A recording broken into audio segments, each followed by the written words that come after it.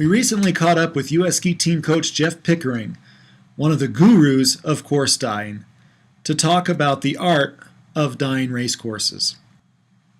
One of the important things Jeff shared with us is the importance of putting the die down prior to course inspection.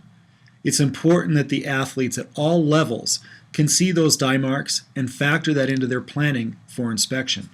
Particularly with young children, it can be distracting for them if they run a course not knowing where those die lines are prior. How important is die for young children? It's quite important actually. Their depth perception skills and their ability to track things at speed are still developing. So especially in flat light situations at speed, children need those die lines as references to help see where the snow is, to help them ski well. To put the die down in a speed event, what you'll want to do is put two lines down on the skier's right and the skier's left of the skier's projected race line. So there will always be one die line that's running outside of the path and one die line that's running inside of the path, parallel to the skier's path of travel. It's okay if the skier ends up crossing these lines here or there, but they should not follow exactly in the anticipated racer line. Connecting those two lines in this case, the coaches have put some cross hatches, and these really help the athletes see terrain. Where there's not much terrain, those cross hatches are separated out pretty far. Where there is terrain undulation, the cross hatches are closer together to help the athletes see. You'll also see that the coaches die not just the course, but the finish area as well. Whereas in the course, there's an inside and an outside line running down the hill with cross hatches. After the finish line, to indicate that the athlete has gone through the finish, they switch to just a squiggle pattern that'll help the athletes pick up any terrain in the finish, but it's differentiated from on the course. When you put down die before inspection, the challenge is that you will have to re-die again following inspection. But it's worth it for the athletes to know where they're going. And it's also important to continue to reapply die as the event goes on so that it's fair and consistent for all the racers. When you reapply die, put the die down on the original lines. When should you apply die?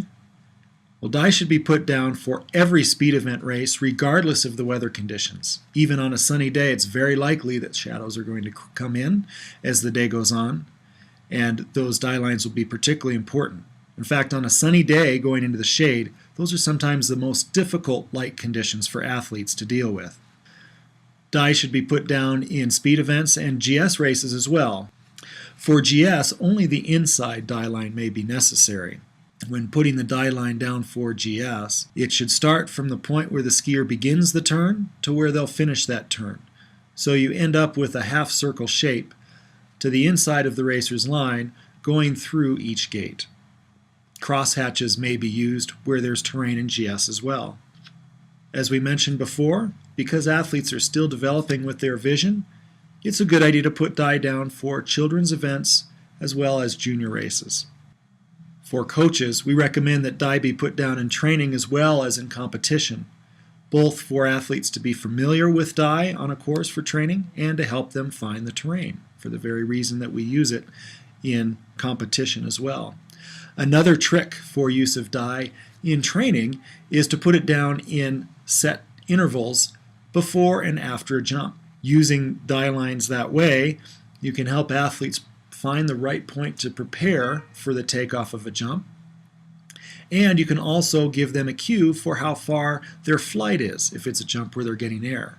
It's easy for the athlete and the coach to observe where they land, and then the athletes can start to become familiar with what a 10-meter jump looks like, or a 20-meter jump, or a 30-meter jump, that then the coach in a course report for a race can give the athlete a cue to how far their flight will be.